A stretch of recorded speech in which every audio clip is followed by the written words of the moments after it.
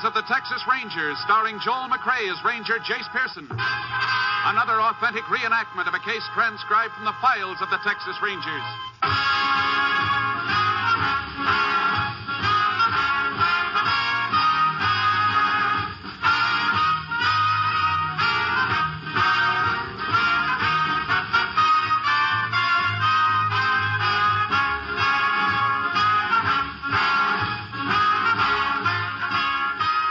Dates and places in the following story are fictitious for obvious reasons. The events themselves are a matter of record.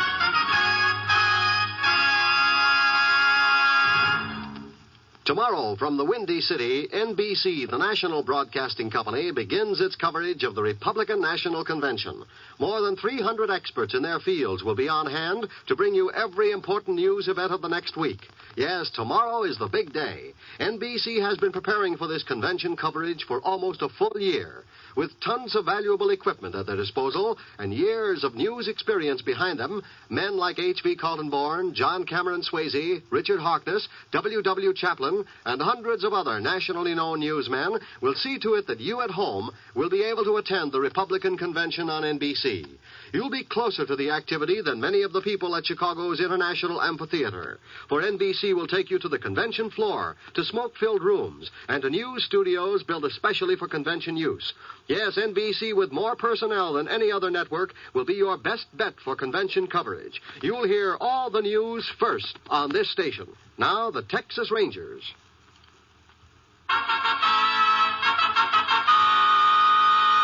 And now, from the files of the Texas Rangers, the case called the Boomerang.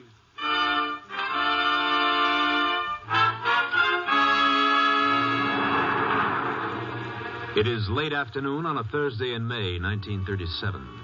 Several miles north of Catonsville, Texas, a car containing two middle-aged women pulls up in front of a shanty on a rundown farm. He's here, all right. There's his horse and buggy. I'll ride back with him, Ruthie. All right, Ethel. Thanks for driving me over. Don't mention it.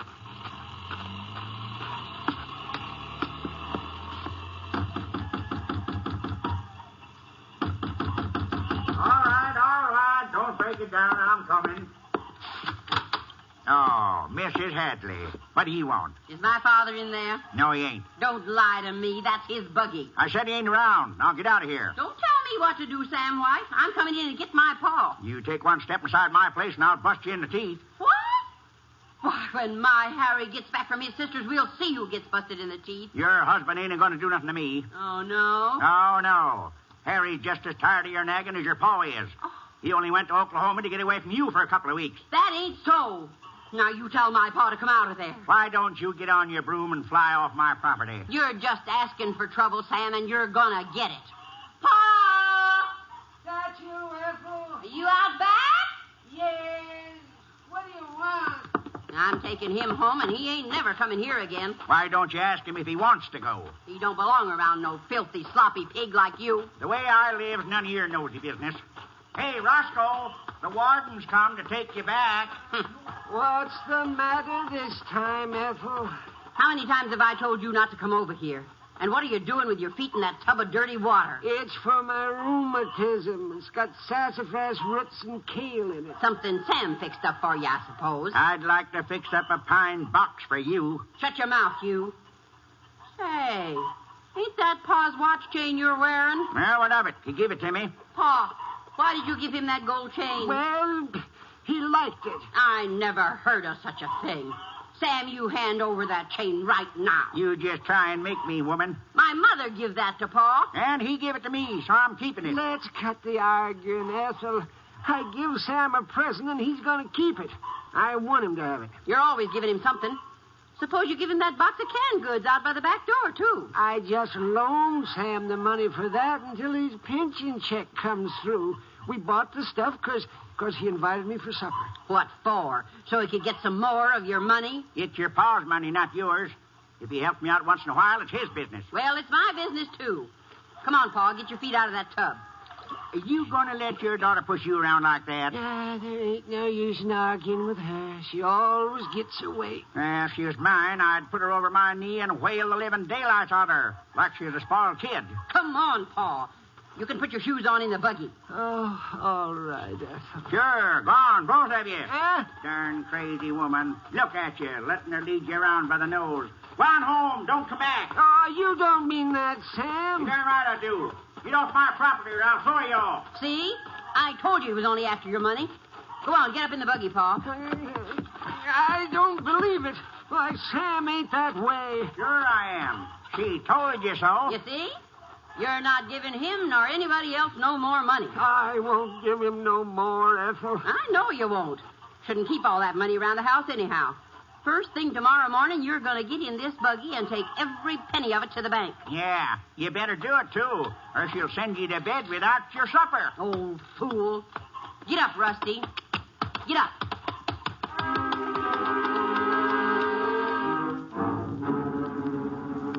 At 3:30 the following afternoon, Mrs. Hadley went to the office of Sheriff Nielsen and reported that her father, Roscoe Crider, was missing. After a preliminary check, the sheriff requested aid from the Texas Rangers. 45 minutes later, Ranger Jace Pearson was at the sheriff's office. You'll find him, won't you, Ranger? We'll do our best, Mrs. Hadley. When was the last time you saw your father? About 9:30 this morning, when he took off in the buggy. With the $1,400? Yes, sir. Was in a tin box. He never got to the bank, Jace. And we can pretty well rule out the possibility of an accident. He's not at the hospital, and no doctor around here has seen him. Oh, excuse me. I Sheriff know speaking. something terrible's happened to him. And it's all my Hold fault. on a I minute. made him go. I'll be right back, Jace. I'm going to take this call in the other office. Okay, Sheriff.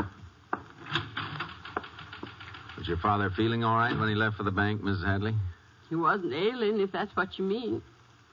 But he was in pretty low spirits because I kept after him till he took off in the buggy. I was only doing it for his own good. Did he ever stay away this long before? Sometimes he'd sneak off with that awful man named Sam White. But I stopped off there, and Sam claims he ain't seen him all day. You think he might be lying? He sure could be, Ranger. He's a nasty old man. Can I see you over here? Sure. Excuse me, ma'am. What is it, Sheriff? That phone call. One of our boys in a plane thinks he spotted Crider's horse and buggy Where? on the edge of Bourne's Lake. But there was nobody near it. Have a deputy take Mrs. Hadley home. We'll go out there.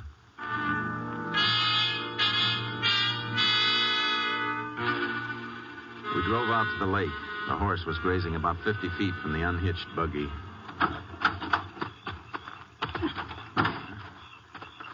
Well, don't see him anywhere. There's nothing in the buggy. You can see where he walked around unhitching the horse. Yeah, I would- Look over there, Sheriff. Where? Down toward the edge of the water. A lot of footprints. Yeah. He must have gone up to his ankles in mud. Looks like someone shoved a rowboat off here into the water. Reckon he went rowing? It doesn't make much sense that Roscoe Crider would take his money down here and go rowing. Sure doesn't. Can you see any boats on the lake? No, not from here. Let's get up on that rise. We ought to be able to spot it from there. The lake's only half-mile across at most. Yeah, this should be high enough. And there isn't a single boat out there. Now, wait a minute. There's one over there in that inlet. Hmm? Nobody in it, though. Let's take a look. Might be the one Crider used.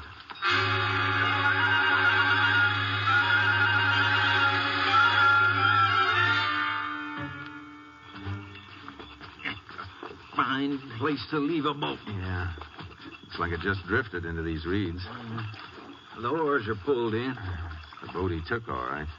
That mud on the floor is still wet. Well, the boat's in the water, so it's a pretty good chance he didn't go on shore. Wait a minute, Sheriff. What's the matter, Jace? That straw hat over there floating by the reeds. Come on. Doesn't look like it's been in the water very long. Look at the initials in this hat band. R.C. Roscoe Crider. He must have committed suicide. Guess so. We better drag the lake.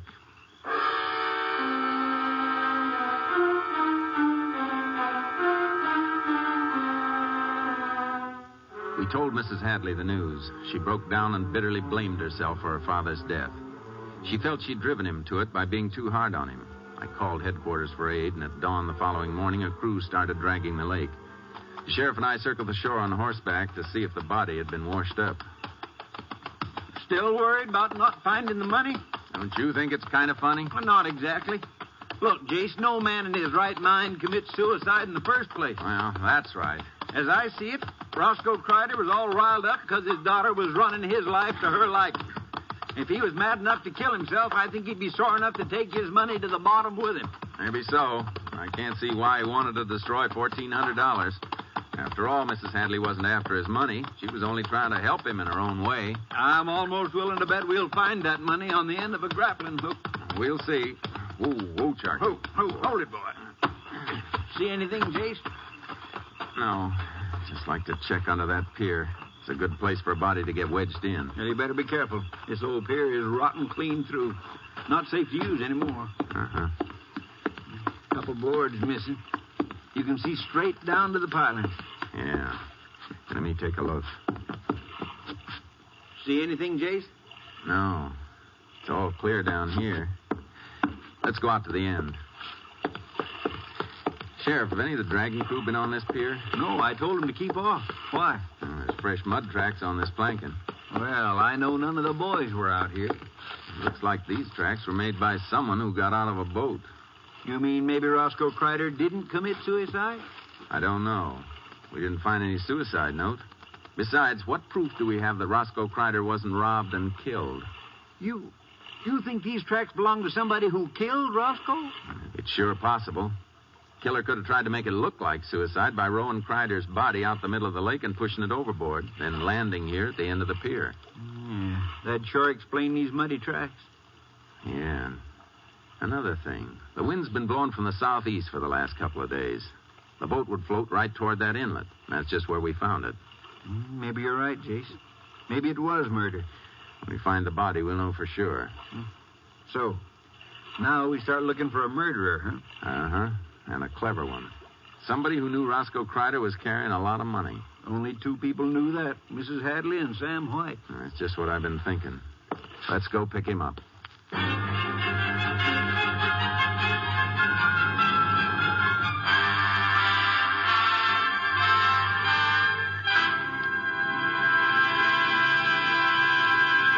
In just a moment, we will continue with Tales of the Texas Rangers, starring Joel McCrea as Ranger Jace Pearson.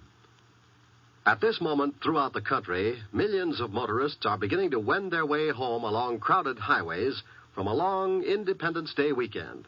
It is at times such as these when accidents happen more frequently, when death and driving draw closer together. You can help to decrease the accident and death rate on our nation's highways. Excessive speed for driving conditions is a major cause of many motor accidents. Control your speed at all times to keep within the safe speed, not just the legal limit. America's professional truck drivers are taught to drive ahead of themselves and to avoid accidents by seeing them threaten before they can happen. They know that careful driving keeps them from having accidents which may take lives. Speed is the number one killer on the highways. So drive carefully today on your way home from an enjoyable weekend, and tomorrow wherever you go in your car. Exercise caution, courtesy, and the golden rule, for the life you save may be your own. Now, Act 2 of the Texas Rangers. We continue now with Tales of the Texas Rangers and our authentic story, The Boomerang.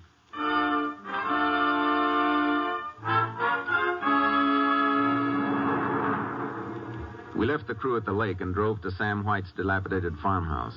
Outside, we saw an elderly woman trying to lead a mule up a ramp into the back of a truck. You want to read further? I wonder who that woman is. Sam isn't married. Probably a neighbor. Howdy, boys. Howdy, ma'am. Howdy. How come Sam isn't out here helping you with this mule? No, he moved. Come on now, get up here. This here mule's as stubborn as Sam White. When'd he move? Last night, bought all his stock, but this ornery mule of his won't pay me no mind. Get on up there. I'm going to have to take a whip to him sure as I'm born. You know where Sam went? I got no idea at all. When he come by last night, he had all his stuff piled on a trailer, hooked on backs, the old wreck he drives.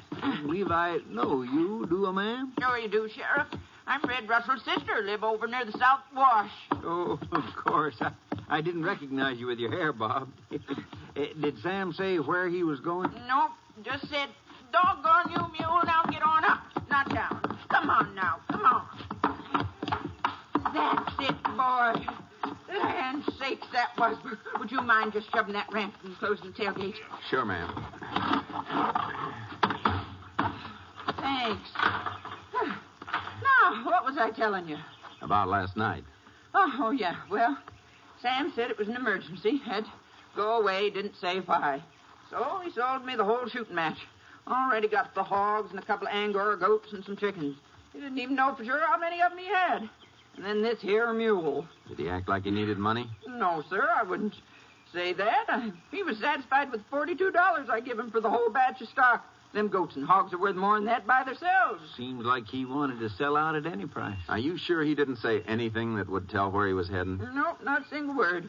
I signed over the milk check the dairy give me, and he drove off. Check? Yep. Something wrong? What company issued that check, ma'am? Criterion Dairy. Thanks, ma'am. Come on, Sheriff. Where are we heading, Jace? Criterion Dairy. When that check comes back, we want to know where it was cashed.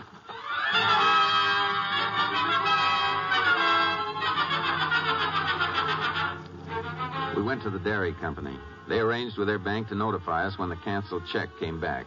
Meanwhile, we continued our search for Roscoe Crider's body without success. A week later, the check came through. It had been cashed 300 miles away in Tucker, Texas, by a real estate broker named John Cooney. We went there. That's it, Jace. There's your sign, John Cooney. Maybe Sam White bought some property. Yeah, I'll get it. Thanks. Morning, gentlemen. What can I do for you? You, Mr. Cooney? Yes, sir, I am. You remember cashing this check? Let's see now. No, sure. I took it as a rental payment a few days ago. From a man named Sam White? That's right. Rented him a little place out on York Road, and he gave me the check for part of the rent. Is something wrong with the check? No, it's okay. How do we get to Mr. White's place? Well, it's about 3 miles out on York Road. But if you want to see him, he's probably in town. What makes you think so? Well, when he rented the farm, he asked me where he could pick up some stock. I told him to go down to the auction yard today. They have sales every Monday, you know. I'm sure he'll be down there. That's about it, Jace. Yeah. Let's get over to that auction.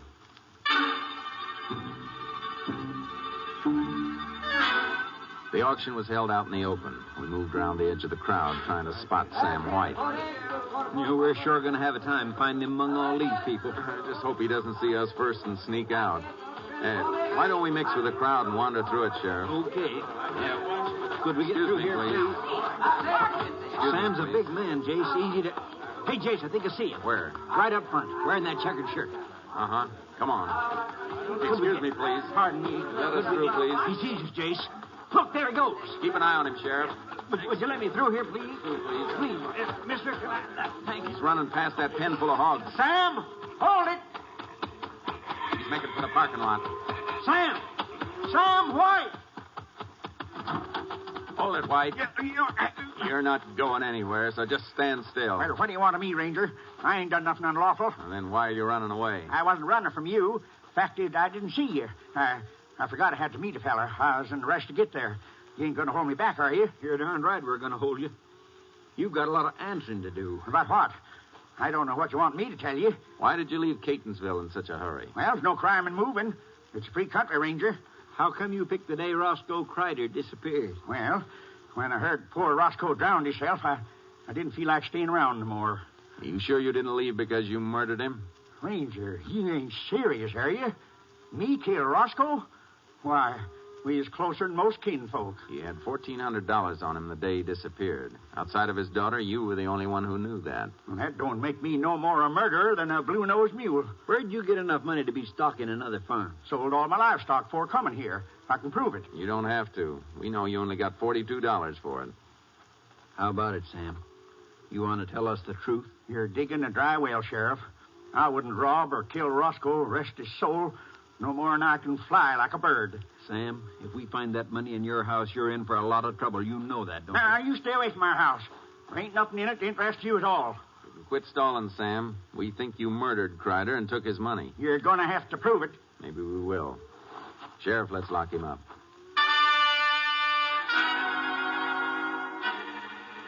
We turned Sam White over to the local constable. Then we got a search warrant from the magistrate and went out to the farm White had rented. Well, look at it, Jace.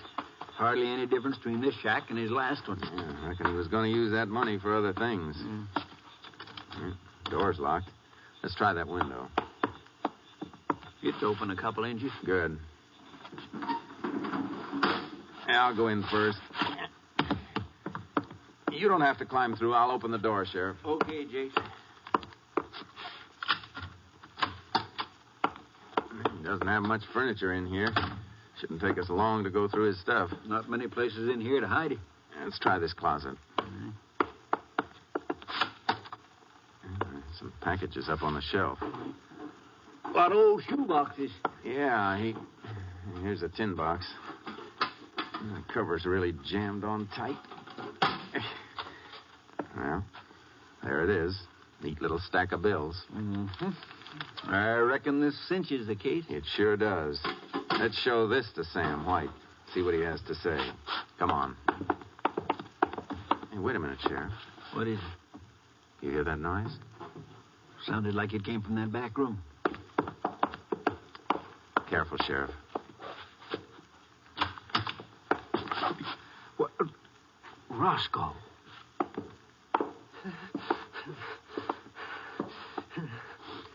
What are you doing here, Mr. Crider? Please don't take me away. I don't want to go back home. Are you all right? Ethel sent you to bring me back, didn't she? Please tell her you couldn't find me.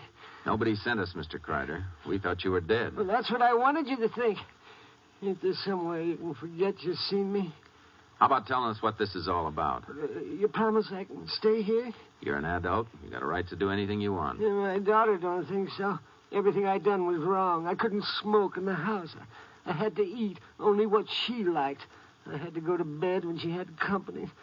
Treated me just like a kid. Well, you had money. Why didn't you move out? I did. I moved in with Sam once. Ethel come after me and made me go back home. I mean, she took me by the arm and she dragged me. She said my place is with her. You didn't have to pretend you were dead. There must have been some other way. Oh, I don't know, Ranger. Ethel would never give up on me unless I was dead. I ain't never going back. Did Sam talk you into that fake suicide? Yeah. You sure he didn't do it just to get more of your money? Oh, no, Ranger. Why, Sam always pays back what he owes me. And the only money I spend now is for my own keep. I see. Mr. Crider, you know your daughter has to be told you're alive. No.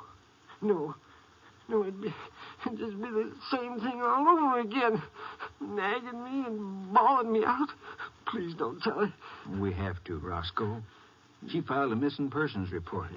She has to know you're alive. Well, do you have to tell her where I am? That part's up to you. Well, then I don't want her to know. She's been miserable blaming herself for your suicide. She don't care. She does, Mr. Crider. She does care. She thought she was doing the right thing for you. She knows now she was wrong. Yeah, not Ethel. She'd never own up to being wrong about anything. If you could see her now, you'd know how sorry she is for the way she treated you.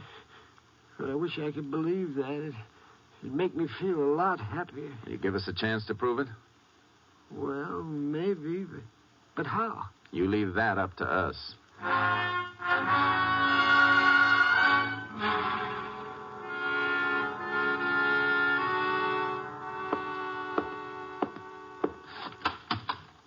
You can come into the office now, Miss Hadley. Thank you. Hello, Ranger. Hello, Mrs. Hadley. Sit down, won't you? Thank you. The sheriff said you had something to tell me. Yes, ma'am. We've got some news for you.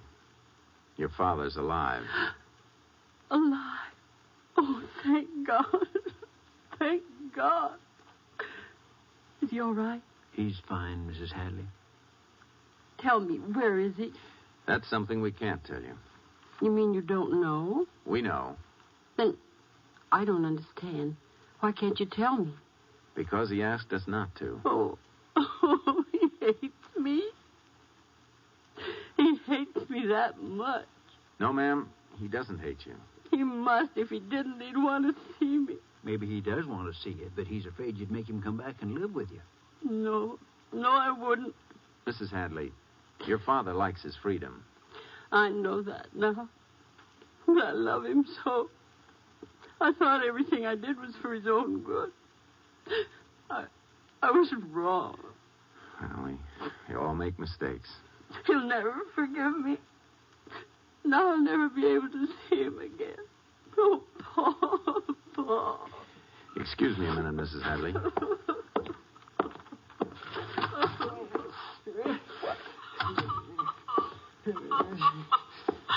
Did you hear what she said, Mr. Kreider?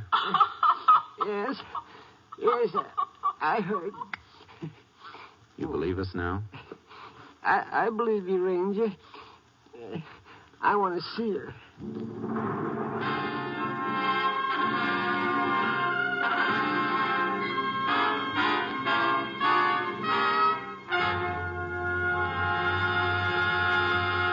In just a moment, we will tell you the results of the case you have just heard. Tomorrow, the Republican Convention begins in Chicago. Gathered in this convention city are more than 300 employees of NBC, all completing last-minute details, so that tomorrow morning you will hear the best convention coverage.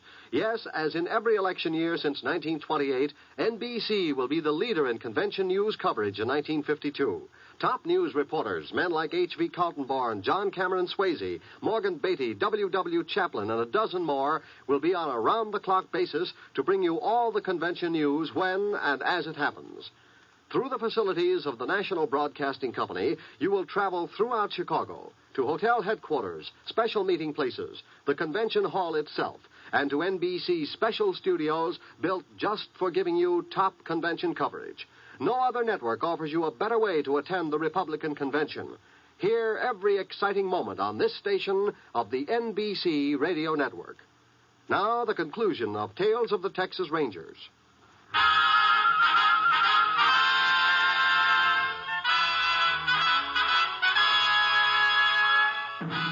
And now, here are the results of the case you have just heard. Mrs. Hadley kept her word. Her father continued living quietly with Sam White on their rented farm. Until his death 7 years later, Roscoe Kreider made periodic visits to his daughter in Catonsville. And here again is the star of our show, Joel McRae. Folks, today is a red-letter day for Tales of the Texas Rangers. It marks our second anniversary on the radio. And as we go into the beginning of the third year, we want to tell you listeners how much we've appreciated your letters and wonderful comments. Most of you know that it takes a lot of work to put on a show of this type. From the gathering of the research material to the sign-off of the actual broadcast, there are dozens of people who help to put over Tales of the Texas Rangers. To the Ranger Force, and to all our wonderful friends at the Department of Public Safety, to Captain Gonzaullas, to the staff at NBC, and to the local stations that make up this great network, we say thanks ever so much. And to you, the listeners, our grateful appreciation. We hope we'll be with you for a long time to come. And we hope you feel that way, too. Good night, folks, and thanks. See you next week. Next week, Joel McRae in another authentic reenactment of a case from the files of the Texas Rangers.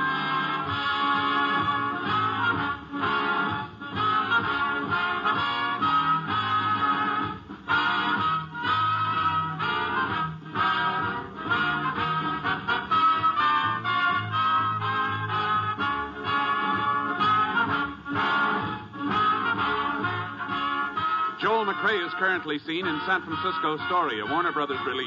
The cast included Tony Barrett, Elizabeth Slifer, Ralph Moody, Howard McNair, Parley Bear, and D.J. Thompson. Technical advisor was Captain M.T. Lone Wolf Gonzaullas of the Texas Rangers. This story was transcribed and adapted by Bernard Ederer, and the program was produced and directed by Stacy Keach. Hal Gibney speaking.